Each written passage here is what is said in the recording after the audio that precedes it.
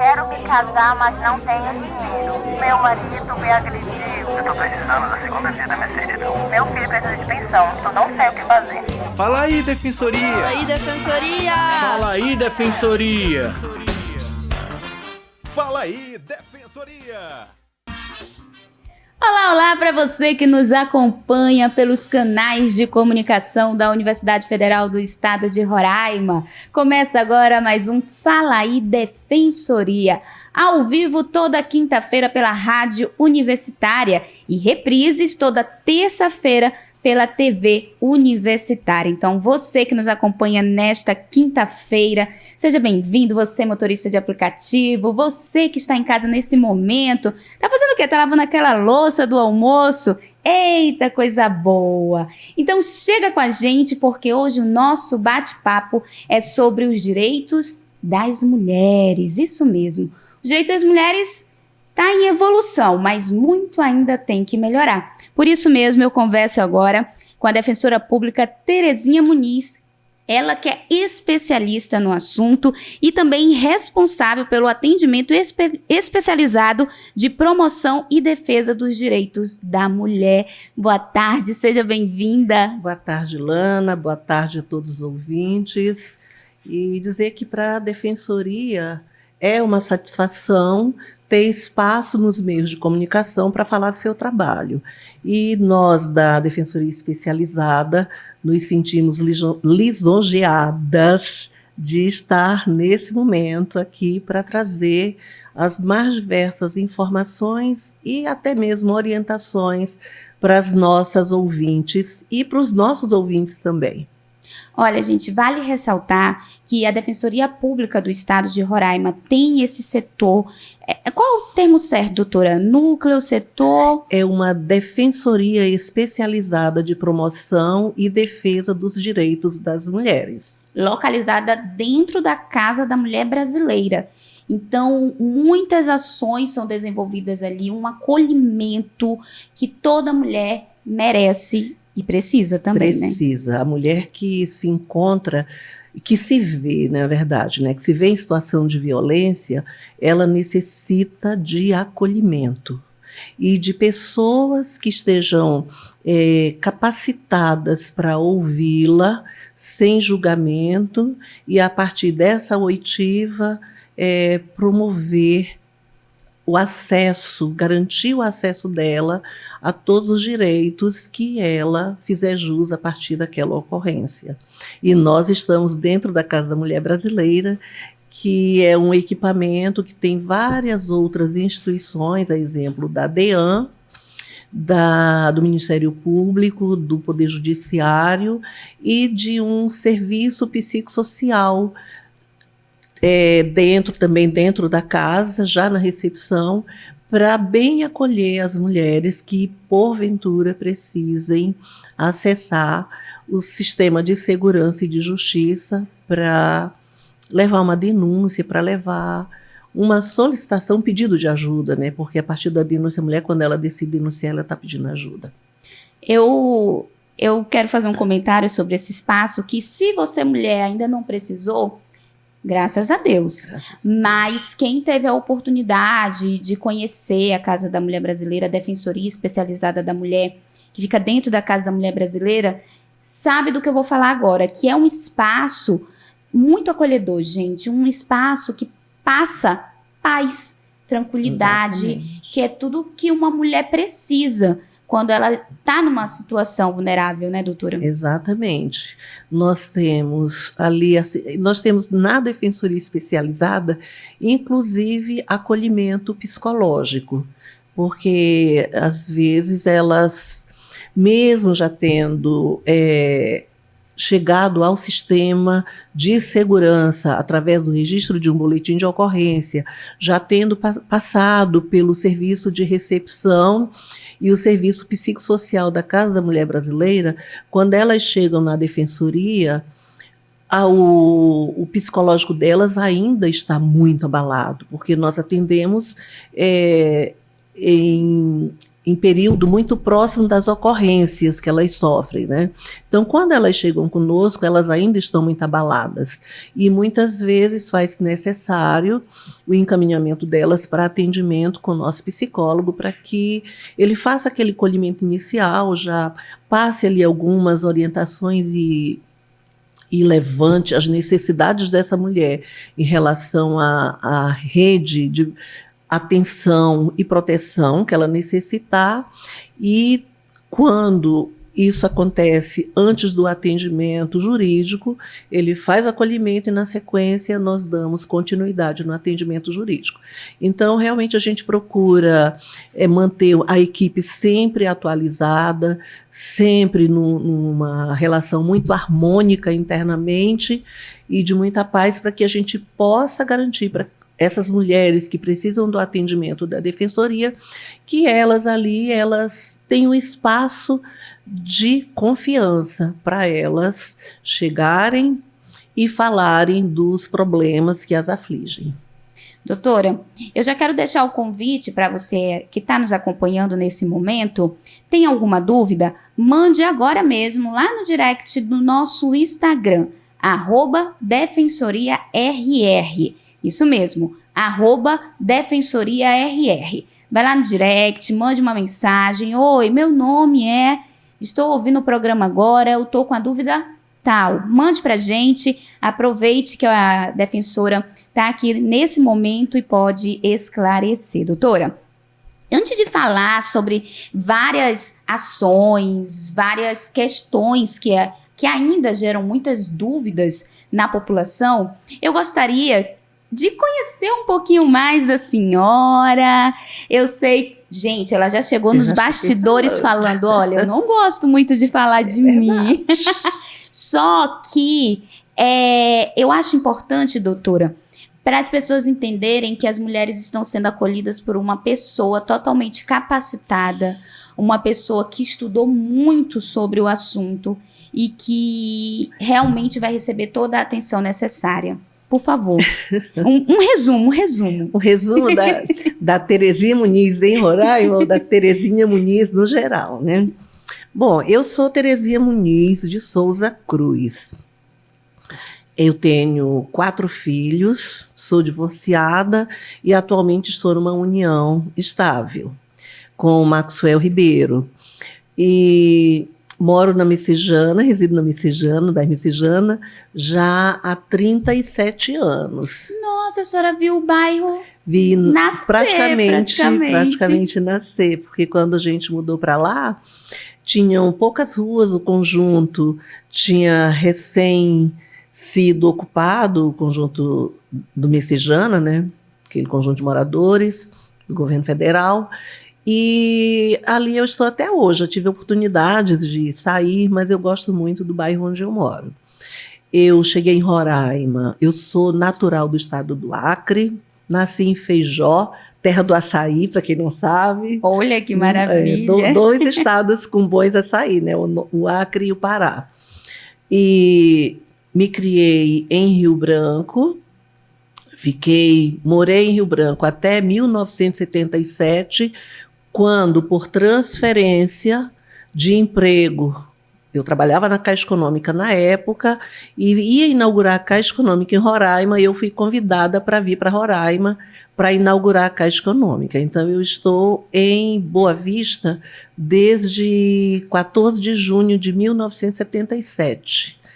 No decorrer dessa história, doutora, a gente pode pontuar que a senhora acompanhou a evolução da Defensoria Pública no estado de Roraima. A senhora, inclusive, foi a 2ª defensora pública geral. Isso realmente é algo que merece destaque para todas nós, mulheres, porque é um cargo de liderança, é um cargo de muita responsabilidade. E eu gostaria que a senhora deixasse conselhos, dicas para mulheres também.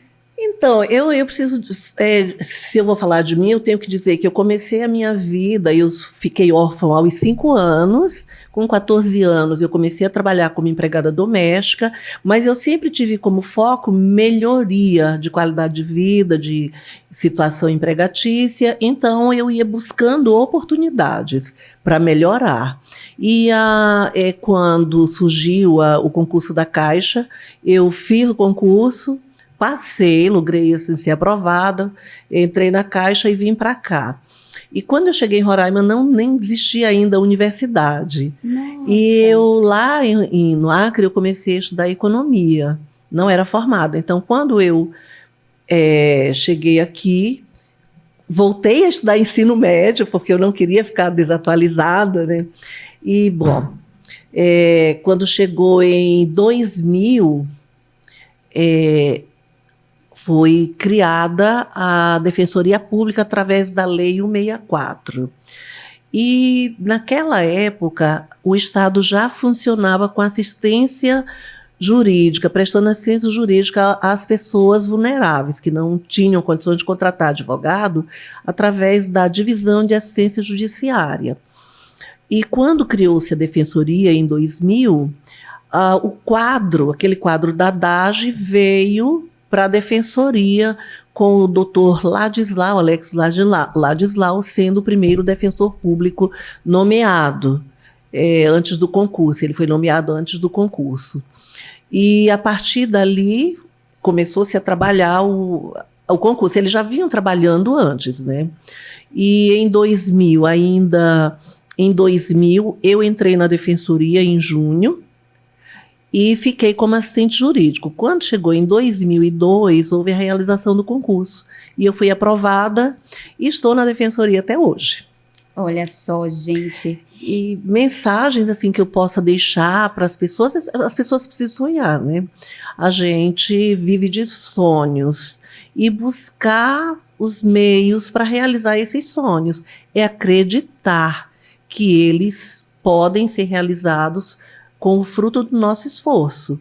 E foi isso que eu fiz a minha vida inteira. Trabalhei 20 anos na Caixa e já estou, hoje nós estamos em 2024, né? Eu estou na Defensoria há 24 anos, porque eu entrei antes do concurso. Mas de concurso nós temos 22 anos, porque nós entramos em 2002 como concursada. A senhora, como uma boa nortista, falou do açaí, falou da sua origem, que é do Acre. Como é que a senhora percebe a evolução geral das leis voltadas para a nossa região? Eu acho que a senhora pode falar com muita propriedade sobre isso. Eu acho que o norte ele precisa ser visto como uma região diferenciada, né? Nós temos as nossas peculiaridades, é uma região com uma abrangência territorial enorme e com muitos problemas, né? Populações ribeirinhas quase sem acesso a nada, né? Quase serviço nenhum chegam a essas populações indígenas também com pouco acesso a serviços diversos. E o que a gente precisa é que o governo federal pense na região norte como uma área diferenciada das demais regiões do país, porque realmente nós temos vulnerabilidades que muitas outras regiões não têm. E na questão da repartição de recursos, existem leis, né, para essa repartição, mas precisam ser criados outros mecanismos que permitam que o norte possa ter acesso a recursos diferenciados dos que estão já previstos para poder cobrir as necessidades e as peculiaridades que a região tem. Nós tivemos, o ano passado, uma questão muito séria com a seca que ocorreu no Amazonas, né? E aqui em Roraima mesmo, nós tivemos um problema muito sério com a questão do verão, as secas. Inclusive, esse ano, novamente, né, doutora, a seca já está muito forte no Amazonas. Que chega a preocupar comparando como foi a seca esse ano aqui no estado de Roraima, até poucos meses, né? Então, realmente precisa dessa atenção. Eu ouvi hoje no noticiário que no Amazonas, o rio Amazonas já baixou 9,5 metros, né? Então, é preocupante porque o verão está começando, né? E aqui a gente tem que rezar para chover muito, para que a gente não passe pela mesma situação que nós passamos o ano passado, porque realmente houve toda uma problemática, né, climática causada por desmatamentos, pelo mau uso do solo, inclusive, e isso afeta a todos nós, né? E a gente tem na Constituição a proteção também desse direito ambiental. E a gente precisa cuidar e orar. Eu digo, a gente precisa orar para que continue chovendo. Eu não gostaria de passar pelo que a gente passou o ano passado, porque a nossa seca de 2023 foi muito severa. Realmente. Olha, gente, hoje eu converso com a defensora pública Terezinha Muniz.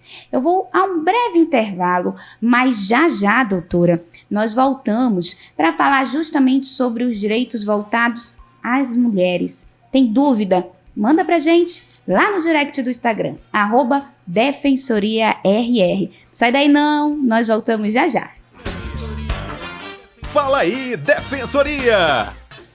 Estamos de volta com o seu Fala aí Defensoria, este programa que é um espaço para você ter conhecimento sobre os seus direitos e também sobre os trabalhos desenvolvidos pela Defensoria Pública do Estado de Roraima. Desde já, eu, em nome de todos os servidores da Defensoria, agradeço esta parceria com os canais de comunicação da Universidade Federal do Estado de Roraima.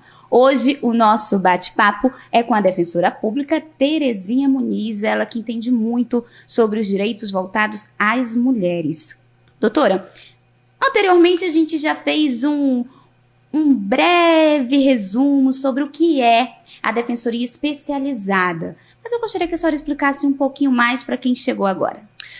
A defensoria especializada é um órgão criado pela administração superior para prestar assistência jurídica para as mulheres em situação de violências. A gente, quando fala de especializada, remete muito à questão da violência doméstica, mas é um órgão que está voltado ao atendimento de todas as mulheres que sofram qualquer tipo de violência. Às vezes, essa mulher ela não quer. Algumas mulheres não querem denunciar uma violência sofrida, mas ela quer saber o que fazer a partir dali, como sair das dores que essa violência deixou, e às vezes não tem muito a quem recorrer. Então, nós estamos todos os dias na defensoria, temos atendimentos diários, tanto presencial quanto virtual, para que possamos passar, se não um atendimento de um caso específico, mais uma orientação para que essa mulher ela possa, de repente, até sair de uma situação de violência que esteja vivendo, que não tenha vivido, mas que esteja vivendo. E é uma porta de acesso para ela a todos os direitos que ela possa ter em razão, por exemplo, de uma união estável. A defensoria especializada vai ser essa porta de acesso para ela. Tenho muitas dúvidas sobre estes assuntos, inclusive uma dúvida que me bateu agora, doutora. Caso a gente sabe, porém eu sei, a senhora sabe, porém tem muitas mulheres que não sabem, que existem, quando falam de violência doméstica, existem vários segmentos, né? Inclusive, uma delas é a patrimonial. Caso que ganhou destaque nos últimos anos, caso uma pessoa tenha sofrido esse tipo de violência há anos, 10 anos, 20 anos, existe alguma forma de recorrer? Olha, o Código de Processo Civil, ele estipula prazos para você exercer direitos, né?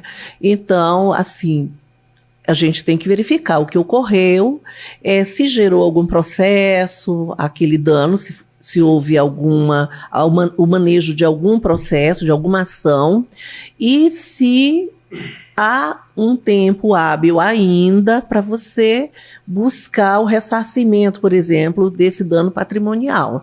Mas os nossos direitos, o prazo para você exercer esses direitos, eles são regidos pelo Código de Processo Civil. Tá? Então é preciso ver que tipo de lesão foi essa e há quanto tempo ela ocorreu para que a gente possa manejar o direito ao ressarcimento. É aquela situação que a gente fala, né? Cada caso é um caso. Inclusive, saiu na mídia a Defensoria, olha só, gente, o título da matéria que saiu. Defensoria agiliza processo de divórcio em casos de violência doméstica. Como é que é isso, doutora? Quando a pessoa realmente sofre aquela violência doméstica, ela tem direito ao divórcio o mais rápido possível, e por que isso é importante? A Lei Maria da Penha, ela é uma lei fantástica. É uma lei que realmente protege a mulher que se encontra em situação de violência ou que é sobrevivente de violência doméstica. Nós temos os 5 tipos de violência, que você até fez referência à violência patrimonial, mas nós temos a violência física, psicológica, moral e sexual também, né? Temos esses 5 tipos de violência.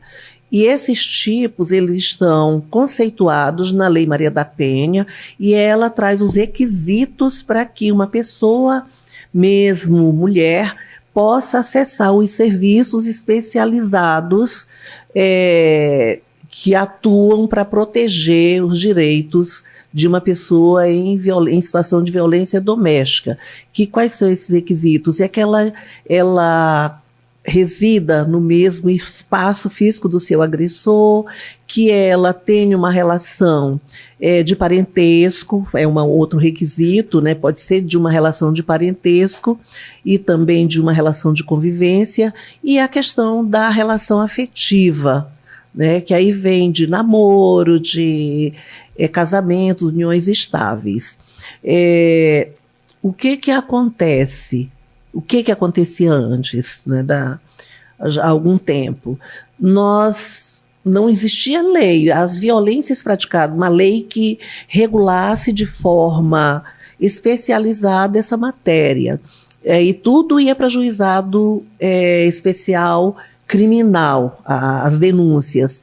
E isso causava muita insatisfação, muitas mulheres deixavam de denunciar porque o agressor ia ali, pagava uma cesta básica, alguma coisa nesse sentido, e aí saía quase que ileso do problema, né, a situação, e a mulher que ficava no sofrimento, porque os danos psicológicos são enormes para essas mulheres. E aí veio a Lei Maria da Penha, em 2006, vamos completar 18 anos agora, né? 7 de agosto, e trouxe toda uma proteção para essa relação doméstica, para quem se encontra, para a mulher que se encontra nessa relação doméstica. Quando a gente fala mulher, a gente está incluindo nessa fala as pessoas que não são do sexo feminino, mas que se identificam com o gênero feminino, né, que é a questão de trans, né, das mulheres trans, e dentre outras. E aí, o que acontece? Elas, a partir dessa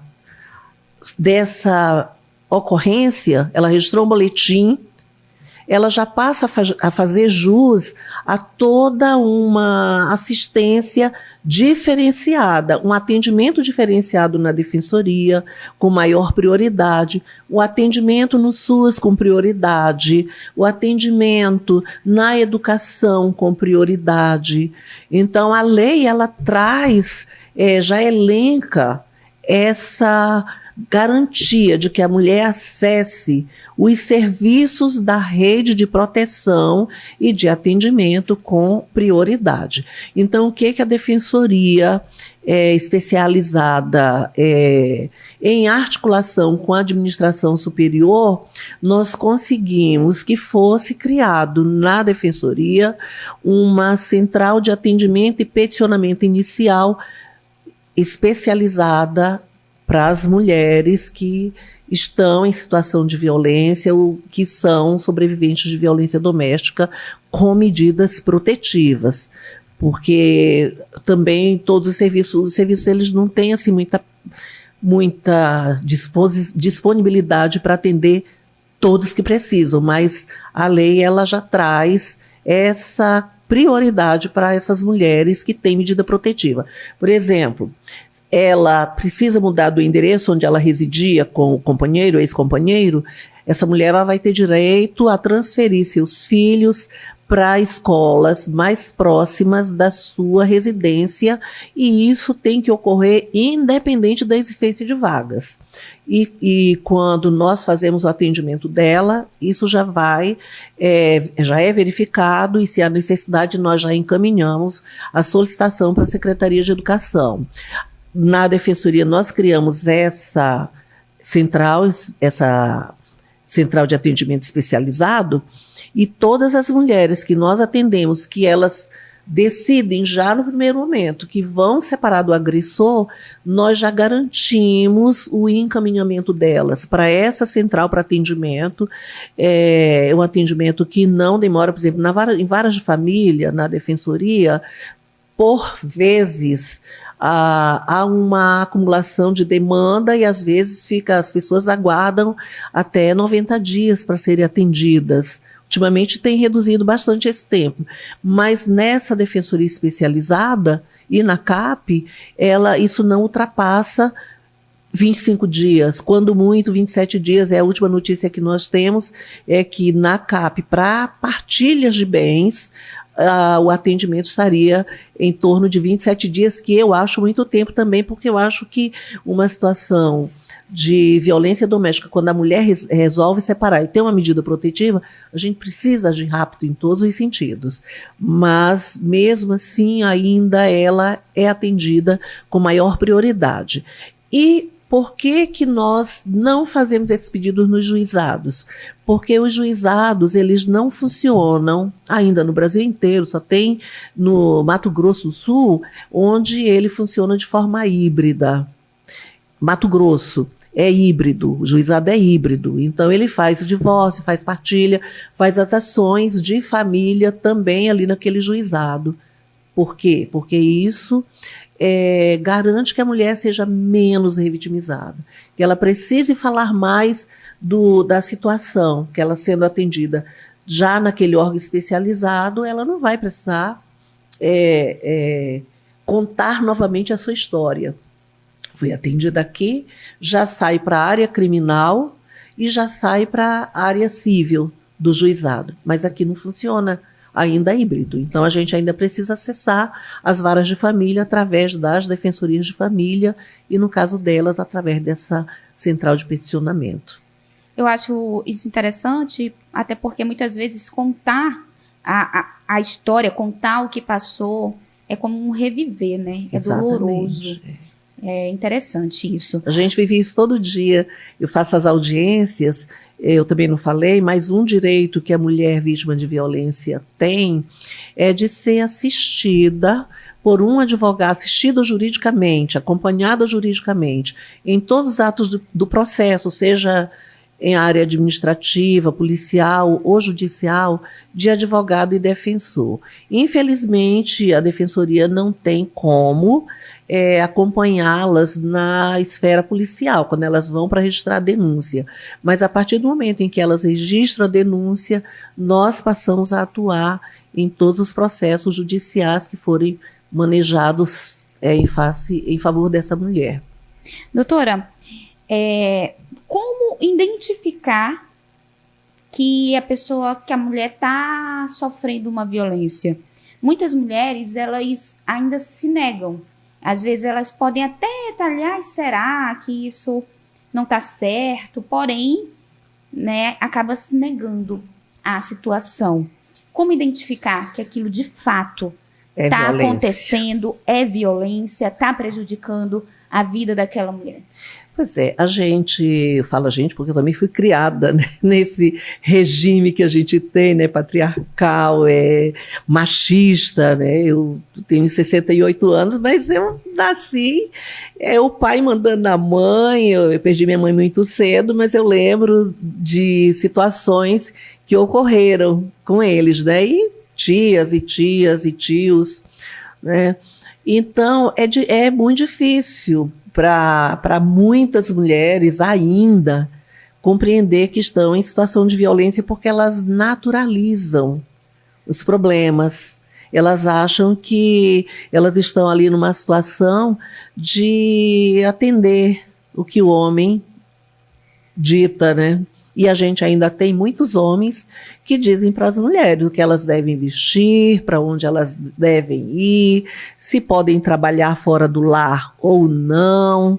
Ainda tem muitas dessas situações. Nós atendemos mulheres da defensoria com mais de 80 anos que viveram essa situação e que, enfim, depois de mais de 60 anos de casamento, resolveram pôr um fim na violência. Mas, assim, para identificar, ela precisa saber o que é conduta abusiva, né? Ela precisa saber que, de repente, uma conduta do seu marido, companheiro ou namorado não pode ser vista, não pode ser naturalizada. Né? Por exemplo, um constrangimento, a submissão dela a uma humilhação, ele mandá-la trocar de roupa, querer acessar o celular dela para ver com quem ela está conversando, quem está mandando mensagem, quem ela responde, querer ter acesso garantido em redes sociais dela. A gente chama isso isso é violência, porque cada uma de nós temos direito à nossa privacidade, à nossa individualidade. Quando o namorado, o companheiro ou um pai faz isso, ele está invadindo a esfera de privacidade daquela pessoa, daquela mulher ou daquela menina. É certo que os pais precisam acompanhar o que os filhos, com quem os filhos conversam em rede social, mas isso precisa ser conversado, não pode haver violência para ter acesso a essas informações, né? E no caso de mulheres que a gente atende, a maioria dos casos, essas mulheres têm os seus celulares quebrados, porque os homens tentam acessar as mensagens e saber com quem elas estão conversando. E dentre outras coisas, a manipulação a conduta abusiva, o xingamento, você é louca, você está fazendo isso porque você é louca. Né? Tem muitas formas de condutas abusivas. A mulher procurar se informar e buscar auxílio psicológico. Às vezes, eu costumo dizer que ela vai saber quando ela está numa relação abusiva, quando ela perde a felicidade dela, quando ela perde a vontade de sorrir, quando ela tem insônia, quando ela não consegue dormir, quando ela tem crises de ansiedade, o choro fácil. Ela está num casamento e quando ela ouve a voz do marido, ela já se assusta, ela já, na presença, a simples presença, às vezes eles saem para trabalhar, chegam em casa abusados, gritando, e então ela vai saber se ela está ou não no relacionamento abusivo quando ela identifica que ela está passando por esses sintomas, por essas sensações de infelicidade, de choro fácil. Né? Eu acho que uma das coisas que mais ocorrem é a questão do choro fácil. E o que a senhora tem a dizer para as mulheres que se identificaram nesse momento, porém não querem aceitar? E têm medo, de repente, medo do que pode acontecer tanto com o seu parceiro, medo do que pode acontecer com ela. qual o seu conselho? Eu digo para você e para todas que estão nos ouvindo que a gente merece viver feliz e também dar felicidade para quem está conosco, né? Está vivendo conosco. E eu acho que se eu não estou feliz, eu não vou deixar o outro feliz também. Eu acho que ela precisa buscar ajuda psicológica. Nós temos várias unidades básicas de saúde que fazem atendimento psicológico, né? É não ter vergonha. Muitas mulheres não denunciam os abusos que sofrem porque têm vergonha, porque acham que vão ser julgadas, né? Porque não querem realmente, muitas delas não querem prejudicar, elas dizem, eu não quero prejudicá-lo. Mas eu? Como é que eu fico? Né? Porque o prejuízo, ele vai se acumulando, prejuízo mental, prejuízo psicológico, e a pessoa que vive em relacionamento abusivo, ao longo do tempo, ela pode desenvolver um estresse pós-traumático, e isso tem várias consequências para a vida dela. Nós já recebemos mulheres da especializada que viveram longo tempo, e um caso que me chamou muita atenção, que ela viveu 28 anos casada, e durante todo aquele período ela foi vítima de violência, de condutas abusivas dele. E ela conta que era traída, desde sempre ela era traída, e que certa feita ela pulou muro para ir atrás da amante, né, do ex-marido. E quando ela chegou na defensoria, quando ela resolveu, ela saiu de casa em pleno surto, porque ela surtou numa ocorrência de uma violência que houve envolvendo um dos filhos. Ela surtou e perdeu a noção das coisas. Então ela via que a televisão falava com ela, que as redes sociais que ela usava, mandavam mensagens para ela, ela tinha que responder, não importava se alguma coisa era direcionada para ela, não. Ela abria a rede social de alguém e ali tinha alguma coisa, aquela pessoa estava falando com ela, ela tinha que responder aquilo. E assistia filmes, e ela se via nos filmes, então assim, ela ficou totalmente transtornada, e ela foi diagnosticada com esse estresse pós-traumático, que é uma doença, né, com sérias consequências. E nós tivemos muita dificuldade no princípio para identificar as necessidades dela, porque ela não conseguia ela mesma expressar tudo que ela tinha passado. A gente entende, porque nós estávamos ali já lidando com essa problemática há muito tempo, mas tivemos dificuldade em juízo e a gente não conseguiu naquele momento garantir uma medida protetiva para ela, né? Porque ela não conseguia, porque não sou eu que tenho que dizer qual é o meu problema psicológico ou psiquiátrico, é ela que tem que expor. A gente leva os laudos, a gente leva os históricos, mas quem tem que falar é a mulher. E aí a gente tem essas situações, e foi uma situação assim muito séria, e que eu não gostaria de ver muitas, a gente recebe muitas dessas situações, né? Mas eu não gostaria de receber na defensoria nenhuma mulher com um sintoma tão grave o quanto aquela apresentou para a gente, né? E dizer que a gente respeita o momento dessa mulher. Se ela vai na defensoria e ela diz, eu quero uma medida protetiva, mas eu não quero denunciar, ela vai ser atendida, nós vamos solicitar a medida protetiva dela e ela não vai registrar nenhum boletim de ocorrência contra aquela pessoa, em face de que ela vai manejar o pedido de medida protetiva.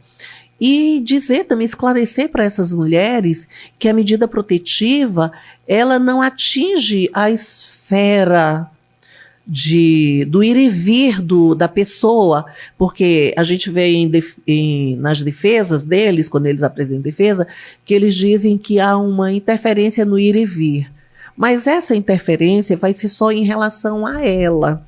Aquela mulher, dele não poder se aproximar dela, dele não poder se aproximar da residência onde ela mora, do trabalho dela, quando há suspensão dos filhos, de também não poder se aproximar dos filhos, suspensão do direito de visita dos filhos, né? De não poder se aproximar desses filhos, mas no geral ele vai exercer tudo que ele exerce. E só vai haver uma implicação para ele se ele descumprir a medida protetiva. Se ele não descumprir, não tem.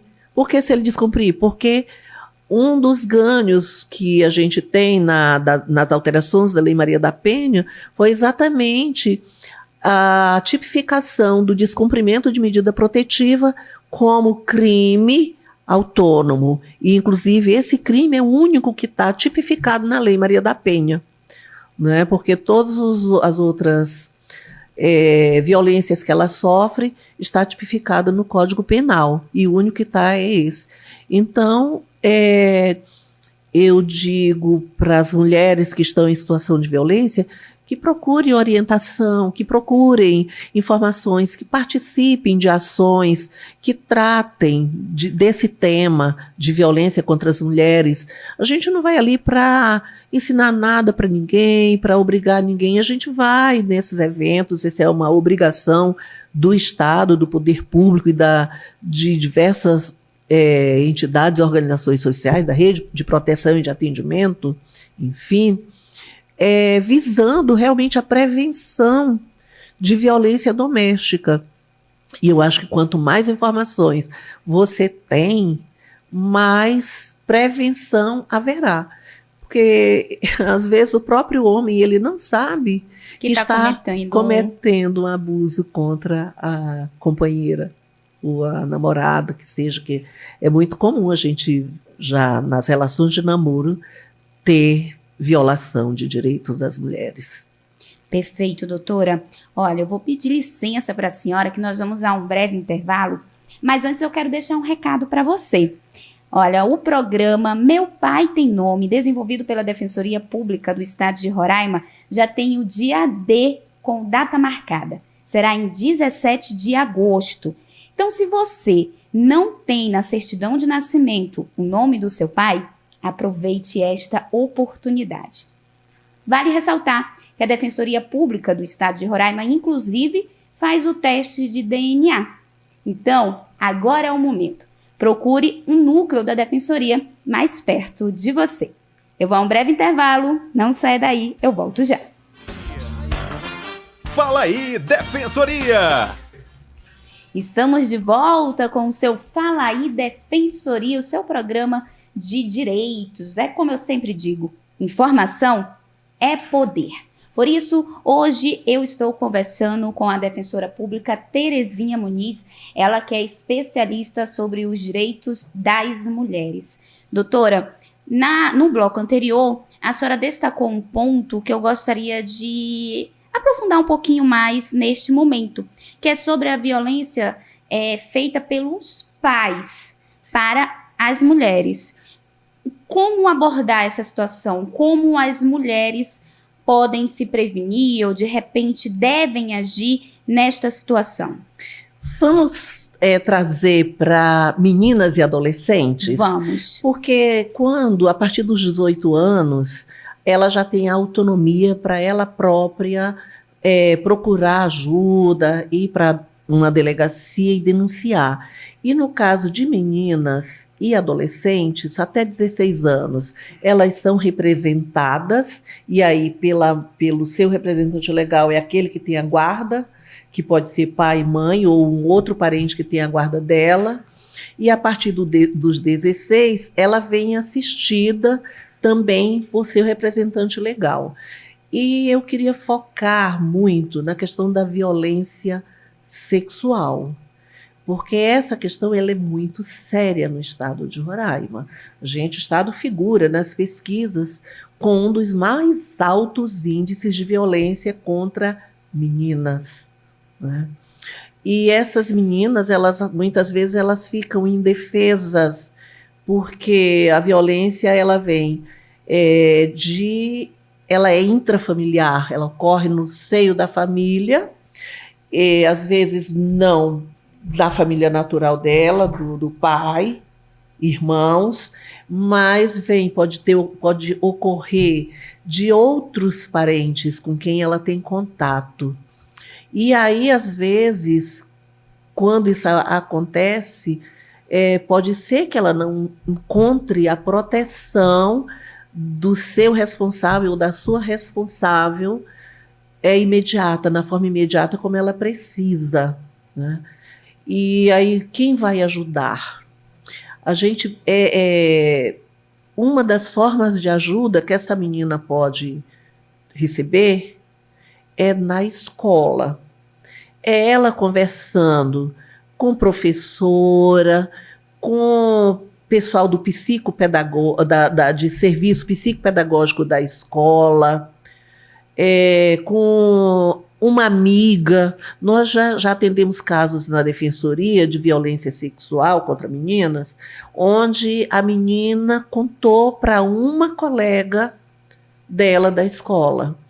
E a colega ficou conversando para convencê-la a falar com a professora, e no início ela resistiu, mas até que um dia ela resolveu conversar com a professora e contou.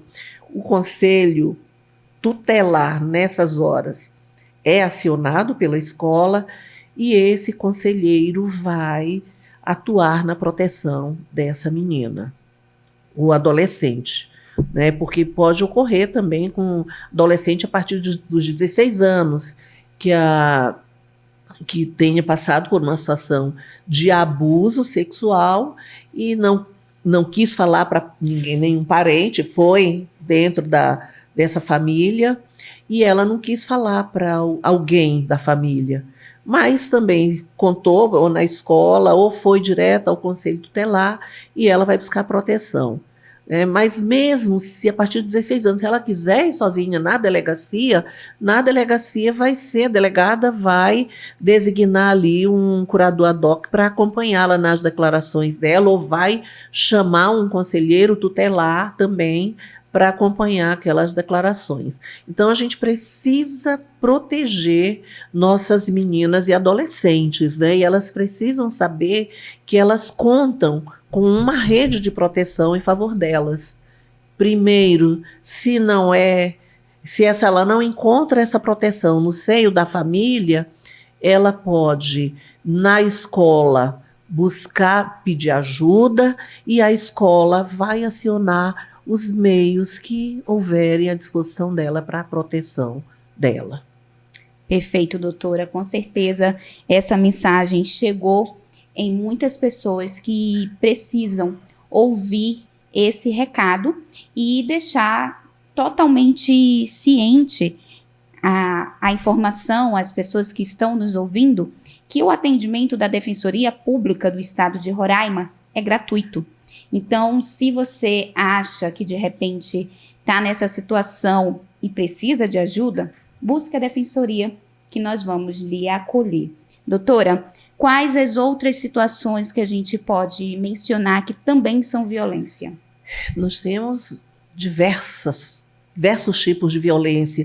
Eu vou trazer um aqui que é muito ligado à violência doméstica, mulheres que passam por situação de violência doméstica, que é o crime de perseguição e o crime de divulgação de fotos e vídeos íntimos, né? É crime. Tá certo? Se ocorrer uma situação essas duas condutas são tipificadas no Código Penal como crime. E quanto mais a pessoa que passa por essas situações, silenciar, mais investidas ela vai sofrer do seu agressor. Então, precisa denunciar. Outra violência que também acontece muito direto com as mulheres de violência doméstica, em termos de violência doméstica, é a violência psicológica, que também está tipificada como crime no Código Penal. E essa, que eu já falei anteriormente, essa violência psicológica, se ela ficar acumulada ao longo dos anos, vai ter severas consequências na saúde mental dessa mulher. Nós temos também a questão da violência obstétrica, né, que é qualquer ato que viole o direito dessa mulher enquanto paciente e praticado por um profissional de saúde, um médico, um enfermeiro, um profissional que esteja prestando atendimento para uma mulher grávida, né? E isso não é só na hora do parto. A violência obstétrica ela pode ocorrer contra essa mulher em qualquer fase da gestação dela. Até a negativa de atendimento dessa mulher numa unidade básica, onde ela inicia o pré-natal, pode configurar uma violência obstétrica.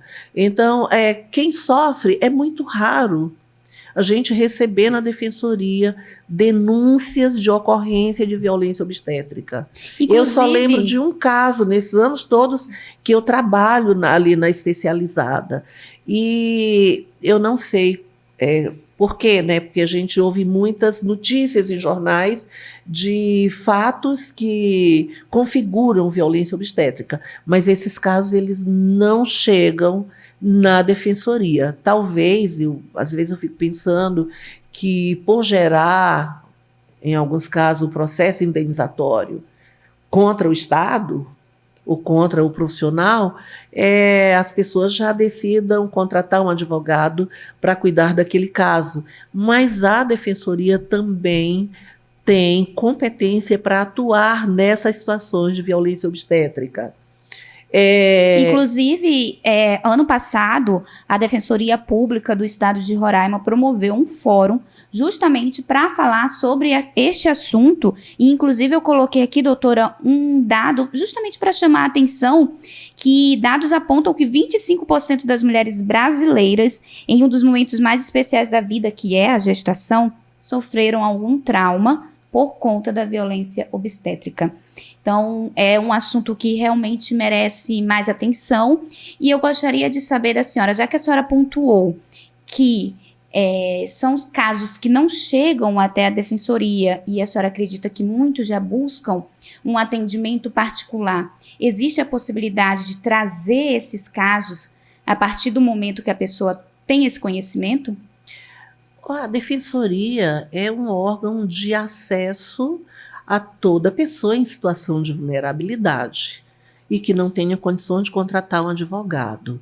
Então, no momento em que qualquer pessoa em situação de vulnerabilidade, sofre uma violência, qualquer que seja o tipo dessa violência, ela tem direito de acessar os serviços da defensoria. Nosso gabinete está localizado dentro da Casa da Mulher Brasileira. Nós temos atendimentos tanto virtual quanto presencial. Temos uma forma de agendamento que é através do nosso telefone, por mensagem WhatsApp, 95 21 21 0264. Basta a pessoa enviar uma mensagem para esse número e dizer qual é o tipo de atendimento que ela precisa e que nós vamos atender. Nós estamos ali todos os dias para prestar essa assistência jurídica e orientação que a mulher em situação de violência ou sobrevivente de violência possa precisar. Perfeito, doutora. Nosso tempo acabou, que pena. Mas eu gostaria muito de agradecer a sua disponibilidade. A senhora está aqui hoje trazendo tantos esclarecimentos importantes para as mulheres. Muito obrigada. Eu que agradeço a oportunidade, porque um dos nossos principais eixos de atuação também é com educação em direitos. O que a gente fez aqui, nada mais, nada menos, foi do que fazer uma ação de educação em direitos, porque nós estamos levando informações para todos os ouvintes, informações importantes no que diz respeito à violência doméstica. É necessário o engajamento de toda a sociedade, tanto na prevenção quanto no combate à violência doméstica, aquela história de dizer que em briga de marido e mulher ninguém mete a colher, isso não existe mais. Não vamos deixar nenhuma mulher correr o risco de morrer se nós estivermos presenciando uma situação de violência contra essa mulher. Vamos agir, vamos buscar a proteção, garantir por nós ou pelo acesso dela à polícia, a uma guarnição policial, que ela tenha a sua integridade física e psicológica preservada e seja salva, muitas vezes, da morte, porque a gente já teve casos que a intervenção da população foi crucial para essa mulher estar viva hoje. Perfeito, doutora. É um trabalho de muita excelência, um trabalho importantíssimo de acolhimento para as mulheres. Muito obrigada mais uma vez pela sua entrevista. Nós é que agradecemos e continuamos à disposição do Fala Aí Defensoria. Perfeito, gente. Você que nos acompanhou até aqui, meu muito obrigada. E eu já deixo aquele convite para você acessar o nosso novo site. Isso mesmo, a Defensoria está com um site novinho em folha, com um design mais moderno, mais fácil de acesso. Então, se você está buscando informações, como de repente ser atendido pela Defensoria, é só digitar no seu canal de busca favorito, Defensoria Roraima. Esse foi o Fala Aí Defensoria de hoje, mas semana que vem nós estamos de volta. Até lá!